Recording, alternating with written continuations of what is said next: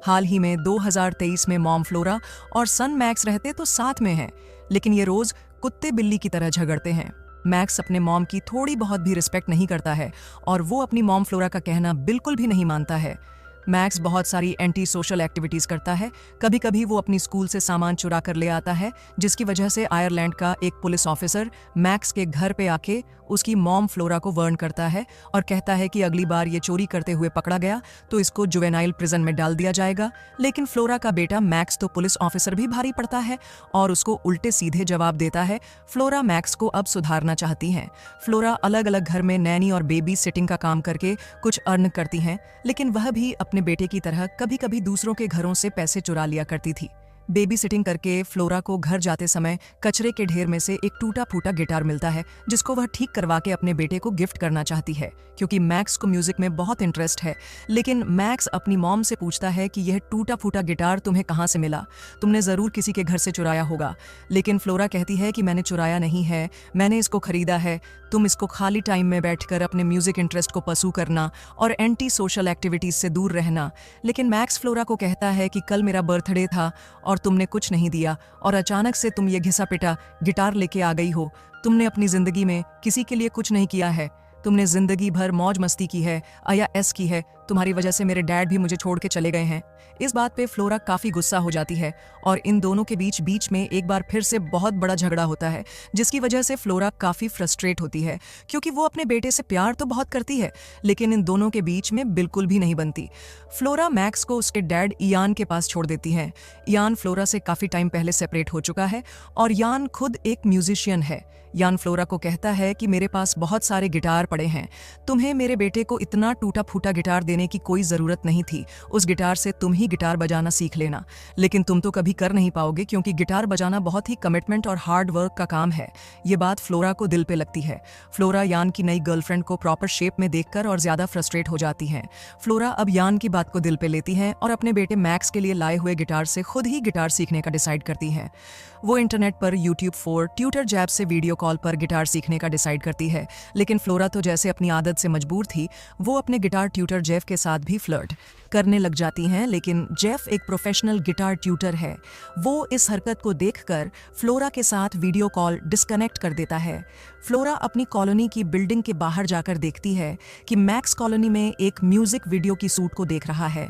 Flora उसको dinner के लिए घर पे बुलाती है, तो मैक्स जाते समय म्यूजिक वीडियो में डांस कर रही एक लड़की समंता को हाय करता है, लेकिन समंता मैक्स को कोई रिस्पांस नहीं देती। घर जाकर उसकी मॉम फ्लोरा मैक्स को पूछती है कि वो लड़की कौन थी, लेकिन मैक्स फिर से अपनी मॉम से झगड़ा करने लग जाता है कि उसको उसके मैटर्स में बार बार दखल अंदाजी करने की क्या ज़रूरत, और वो अपने डैड इयान के पास चला जाता है। अब फ्लोरा अपने गिटार ट्यूटर जैब से अपनी फ्लर्टिंग के लिए माफ़ी मांगकर वापस गिटार सीखना शुरू कर देती है। काफ़ी दिनों की ट्रेनिंग के बाद फ्लोरा काफ़ी अच्छा गिटार बजाना सीख जाती है और उसको म्यूज़िक की भी काफ़ी अच्छी समझ हो जाती है। इधर मैक्स का डैड यान उसके पुराने म्यूजिक वीडियो अपने बेटे मैक्स को बताता है, जिसकी वजह से मैक्स का म्यूजिक में काफ़ी ज़्यादा इंटरेस्ट डेवलप हो चुका था। फ्लोरा मैक्स को लेने के लिए इयान के घर पे आती है और वो इयान को कहती हैं कि वो अमेरिका के फेमस ऑनलाइन ट्यूटर जैव से गिटार बजाना सीख रही है। लेकिन इयान कहता है कि गिटार बजाने के लिए कमिटमेंट की ज़रूरत पड़ती है, जो तुम्हारे अंदर नहीं है। तो फ्लोरा सार्केज्म के साथ कहती हैं कि कमिटमेंट की बात तो तुम करो ही मत, वो तो टाइम बताएगा कि मैं गिटार बजाना सीख सकती हूँ या नहीं। घर जाते समय फ्लोरा मैक्स को पूछती हैं कि तुम अपने डैड के साथ म्यूज़िक काफ़ी इंटरेस्टेड लग रहे थे, तो तुमने मेरा गिटार क्यों नहीं लिया।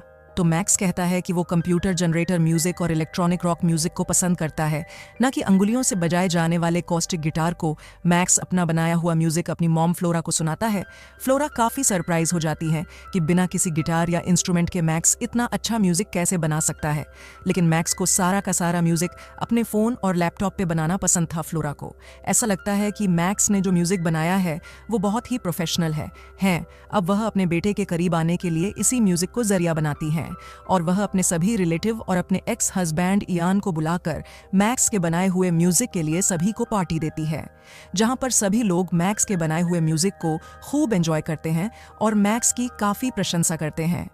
सब लोगों के जाने के बाद यान फ्लोरा को गिटार बजाने के लिए कहता है, तो फ्लोरा अपने पसंदीदा सॉन्ग को सुनाकर गिटार बजाती है।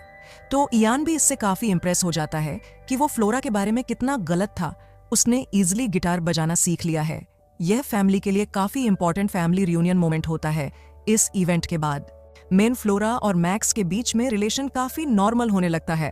इधर फ्लोरा ऑनलाइन गिटार क्लासेस की वजह से म्यूजिक में काफी एक्सपर्ट हो गई है और बार बार क्लास लेने की वजह से वो जेफ के काफी करीब आ जाती हैं।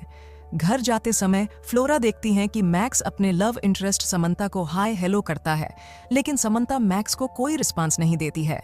अब फ्लोरा अपने सन मैक्स की हेल्प करना चाहती थी है, इसलिए वो उसके लव इंटरेस्ट समंता को जाकर अपने घर पर डिनर के लिए इनवाइट करती है, लेकिन समंता फ्लोरा को डिनर के लिए साफ मना कर देती है, जिसकी वजह से मैक्स काफी वीडियो को शूट करके वो अपने बेटे मैक्स को कहती हैं कि तुम अपने लव इंटरेस्ट समंता को यह भेज देना, जिससे वो इम्प्रेस हो जाएगी और शायद बाद में तुमसे दोस्ती कर लेगी। इधर फ्लोरा जैप के साथ ऑनलाइन क्लासेस लेके काफी करीब आ चुकी है और ये दोनों एक दूसरे से प्यार करने लगे हैं। अब फ्लोरा चाहती है कि वो डबलिन से अमेरिका जाए और वहां पर जेफ के साथ कुछ टाइम स्पेंड करे, लेकिन पीछे मैक्स का ध्यान कौन रखेगा, इसलिए वो इयान के पास जाती हैं और इयान को कहती हैं कि मैं अपने टार्ट ट्यूटर से मिलने के लिए 1 महीने के लिए यूएसए जा रही हूँ, क्या तुम पीछे मैक्स का ध्यान रखोगे क्या? लेकिन सरप्राइजिंगली इयान मैक्स का ध्यान रखने के लिए मना कर देता है। फ्लोरा अपनी फ्रेंड को भी मैक्स की केयर करने के लिए कहती है, तो उसकी फ्रेंड कहती है कि तुमने जिंदगी भर मौज मस्ती की है, अयास की है, अब तुम्हारी जिंदगी की जिम्मेदारी कोई और नहीं उठाने वाला है, तुम्हें खुद को ही मैक्स के लिए रिस्पॉन्सिबल बनना पड़ेगा और अपने इंडिविजुअल फ्रीडम और प्लेजर को सैक्रिफाइस करना पड़ेगा। और फ्लोरा के इसी इरिस्पॉन्सिबल एटीट्यूड की वजह से मैक्स इतना बिगड़ गया था, आज वो एक म्यूजिक शॉप से एक एक्सपेंसिव म्यूजिक इंस्ट्रूमेंट सिंथेसाइजर चुराकर भागने लगा है, जिसकी वजह से फ्लोरा को मैक्स के साथ पुलिस स्टेशन में बुलाया जाता है और पुलिस ऑफिसर कहता है कि मैं ऑलरेडी तुम्हें वार्न कर चुका था, अब मैक्स पर कोर्ट केस चलेगा। फ्लोरा मैक्स को पूछती है कि तुमने चोरी क्यों की। वो कहता है कि सिंथेसाइजर से मैं नया म्यूजिक वीडियो बनाने वाला था, जिसकी वजह से मुझे शायद समंता का अटेंशन मिल जाता। तो उसकी मॉम कहती है कि अब तो तुम जेल जाओगे तो सबका अटेंशन तुम्हें मिल जाएगा, लेकिन मैक्स का एटीट्यूड कुछ ऐसा है कि वो कहता है कि जेल जाने वाले लड़कों को तो लड़कियां बहुत पसंद करती हैं, गर्ल्स लव क्रिमिनल्स। और मैक्स अपनी सारी हरकतों का जिम्मेदार अपनी मॉम को समझता है और अंदर ही अंदर अपनी मॉम से नफरत करने लगा है। लेकिन फ्लोरा अपने बेटे मैक्स की केयर करना चाहती है, अब ज्यादा रिस्पॉन्सिबल बनना चाहती हैं, इसलिए वह अपने एक्स हस्बैंड इयान के पास जाकर कहती हैं कि मैक्स की कल कोर्ट में हियरिंग है, अगर तुम मेरे साथ आके खड़े हो जाओगे तो जज को ये लगेगा कि मैक्स एक अच्छे पेरेंट्स के हाथ में है, तो शायद ही मैक्स की सजा माफ कर देगा। लेकिन इयान सरप्राइजिंगली ये कहता है कि हम 14 साल से इस बदतमीज लड़के की परवरिश कर रहे हैं, लेकिन ये थोड़ी बहुत भी हमारी रेस्पेक्ट नहीं करता है।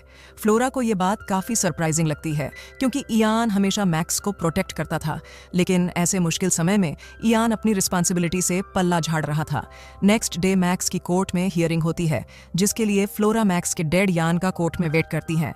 उसको लॉयर भी कहता है कि मैक्स के डैड का यहाँ पर होना बहुत जरूरी है। वो मैक्स के डैड इयान को कॉल करके चिल्लाती हैं कि मैं सुबह से तुम्हें न जाने कितने एसएमएस और कॉल कर चूकी हूं, तुम अभी तक कोर्ट नहीं पहुंचे हो, हमारी हियरिंग स्टार्ट होने वाली है। लेकिन यान कोर्ट में नहीं पहुंचता है। मैक्स भी अपने डैड को कोर्ट में नहीं पाकर काफी सरप्राइज होता है। फ्लोरा कोर्ट की विंडो से अपने सन मैक्स को अकेला देखती है, जो अपने पेरेंट्स को ढूंढ रहा है, जिसको देखकर फ्लोरा को पहली बार रियलाइज हुआ कि मैक्स को सच में एक गुड पेरेंटिंग की जरूरत है, एक अच्छे गाइडेंस की जरूरत है, उसको एक अच्छे मॉम डैड की जरूरत है, एक फैमिली एनवायरनमेंट की जरूरत है, उसको एक दोस्त बनकर समझाने की जरूरत है। वो अभी एक ग्रोइंग किड है, उसको अभी भी हाथों से बाहर जाने से रोका जा सकता है। अब कोर्ट में मैक्स का लॉयर और मैक्स की मॉम फ्लोरा दोनों मिलकर जज के सामने मैक्स को डिफेंड करते हैं, लेकिन जज मैक्स को 2 महीने की जुवेनाइल प्रिजन में सजा सुनाती है, जिसकी वजह से मैक्स काफी डिस्पे को डिस्पिटर देखकर फ्लोरा के मन में मां की ममता जाग उठती है और वह कोर्ट में खड़ी होकर जज के साथ आर्गुमेंट करने लगती है कि उसका बेटा मैक्स सिर्फ एक म्यूजिक इंस्ट्रूमेंट चुरा के भागा था, वो उसके पैसे देने को तैयार है। लेकिन जज कहती है कि तुम्हारे रवैये को देखकर मैक्स की सजा 2 महीने से कम करके 1 महीने कर देती हूँ। अपनी मॉम को अपने लिए लड़ता हुआ देखकर मैक्स को पहली बार रियलाइज के मन में अपनी मॉम के लिए हमेशा हमेशा के लिए रिस्पेक्ट पैदा हो जाता है। कोर्ट के बाहर मैक्स अपनी मॉम से गले मिलकर उसको थैंक्स कहता है और फाइनली मॉम और सन के बीच में जितने भी मनमुटाव थे वो एक ही झटके में खत्म हो जाते हैं। फ्लोरा मैक्स को उसी म्यूजिक शॉप में जाकर वही म्यूजिक इंस्ट्रूमेंट दिलवा है जो वो कुछ दिनों पहले चुरा कर भागा था।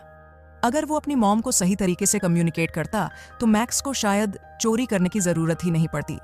मैक्स जुवेनाइल प्रिजन में जाके अपनी मॉम के गिफ्ट किए हुए सिंथेसाइजर से कई म्यूजिक बनाकर अपनी मॉम को भेजता है और इसी म्यूजिक को उसकी मॉम गिटार ट्यूटर जैफ को भेज देती है। जेफ इस म्यूजिक को सुन के समझ जाता है कि मैक्स बहुत ही टैलेंटेड लड़का है।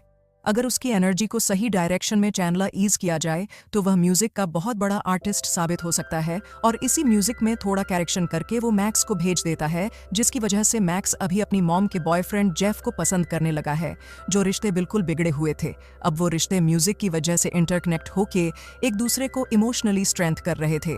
इधर मैक्स को प्रिजन में सेल्फ हेल्प ग्रुप और मल्टीपल काउंसलिंग की वजह से अपनी गलतियों का एहसास होने लगता है। और बाहर फ्लोरा भी अपने आप को रिस्पॉन्सिबल बनाने के लिए, अपने बेटे के लिए और ज्यादा मेहनत करने लगी है। मैक्स जेल से बाहर आकर अपनी मॉम से गले मिलता है। अब मैक्स को समझ में आ गया है कि उसकी मॉम उसके लिए कुछ भी कर सकती है, और उसकी मॉम को भी समझ में आ गया है कि अपने इंडिविजुअल फ्रीडम को कई बार सैक्रिफाइस करके उसको मदरली रिस्पॉन्सिबिलिटीज निभानी पड़ेगी। मैक्स के सुधरे हुए एटीट्यूड को देखकर अब उसकी लव इंटरेस्ट समंता भी उससे दोस्ती कर लेती है, जिससे मैक्स को रियलाइज होता है कि समंता को इम्प्रेस करने के लिए कभी भी म्यूजिक वीडियो बनाने की कोई जरूरत नहीं थी। अगर वह अपनी लाइफ में सही तरीके से रहता तो शायद समंता खुद ही आगे आकर उससे दोस्ती कर लेती। मैक्स और समंता की फ्रेंडशिप देख के मैक्स की मॉम फ्लोरा काफी खुश होती है। अब फ्लोरा यान के साथ अपने डिफरेंसेस सेटल करती हैं, और मैक्स के कहने पर यान भी अब इन दोनों के साथ रिकनसाइल करता है, और ये तीनों मिलकर ऑनलाइन जेफ के साथ एक बैंड बनाते हैं, जिसमें मॉम फ्लोरा, सन मैक्स, इयान और ऑनलाइन जेफ म्यूजिक क्रिएट करते हैं। और इसी के साथ ये मूवी एंड हो जाती है। मूवी का एक्सप्लेनेशन अगर आपको अच्छा लगा हो तो वीडियो को लाइक कीजिएगा, हमारे चैनल को सब्सक्राइब कीजिएगा।